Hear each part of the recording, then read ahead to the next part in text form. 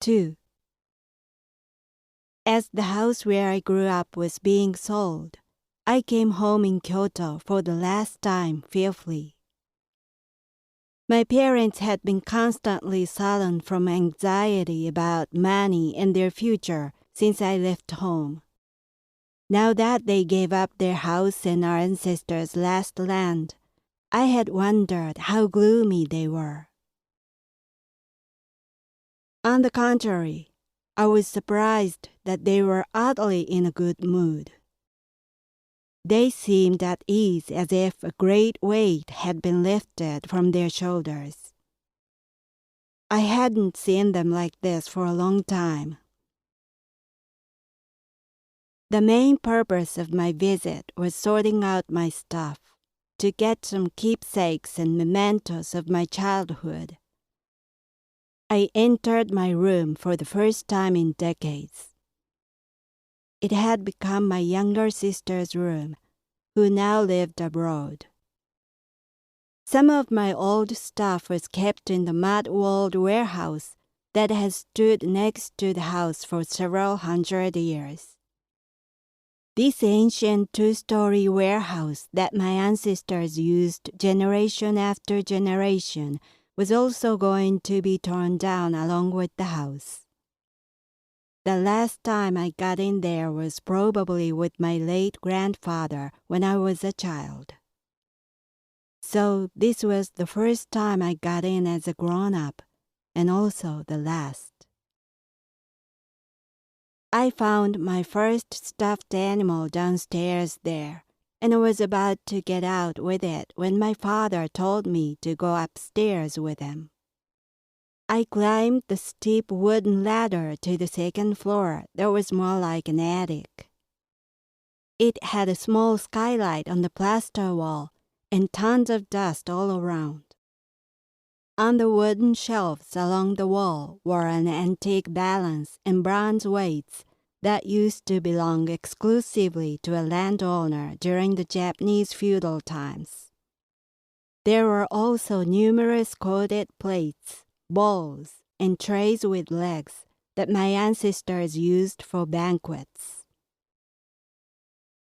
On the entire floor were Japanese traditional huge oblong treasure chests called nagamochi.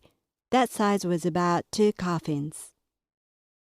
They had sat there, keeping my ancestors' valuables all through the times of wars and my family's decline. My father once saw many swords inside one of them and wanted to show them to me.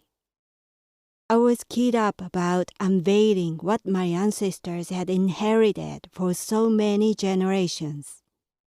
We opened dust-covered chests one by one, but every chest contained the same thing: futon. So many old musty futons appeared from chest after chest. They must have been expensive in the old days, and my ancestors stored them for the house guests.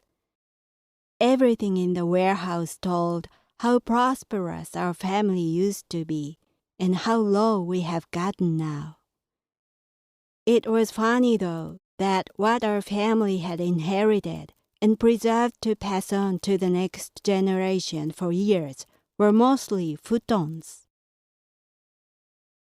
I had quarreled with my parents over succeeding the family all these years, and had been on bad terms with them for that because I had refused.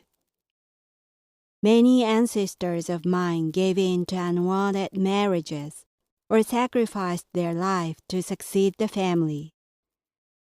We all suffered from the family succession, and everything was for futons.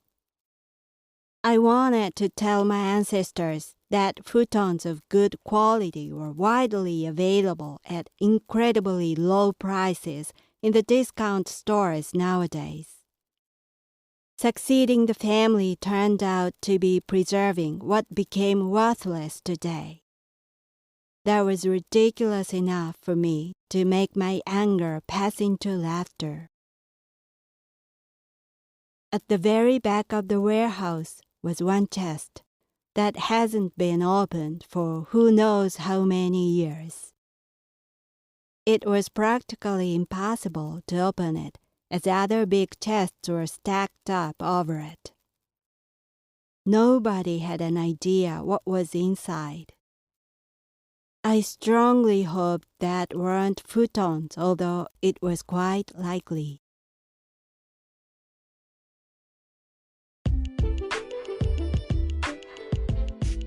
英語聞き流しリスニング、英語テキストと MP3 ダウンロード、その他の物語はホームページからお聞きいただけます。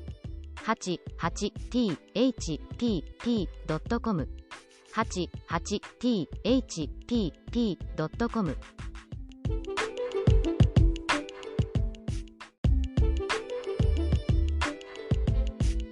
英語聞き流しリスニング、英語テキストと MP3 ダウンロード、その他の物語はホームページからお聞きいただけます。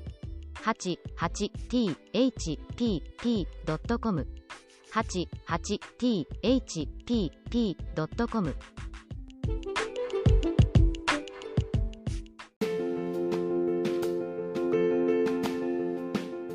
Audiobook, The Family in Kyoto, One Japanese Girl Got Freedom by Hidemi Woods on sale at online stores or apps. Apple Books, Google Play, Audible, 43 available distributors in total.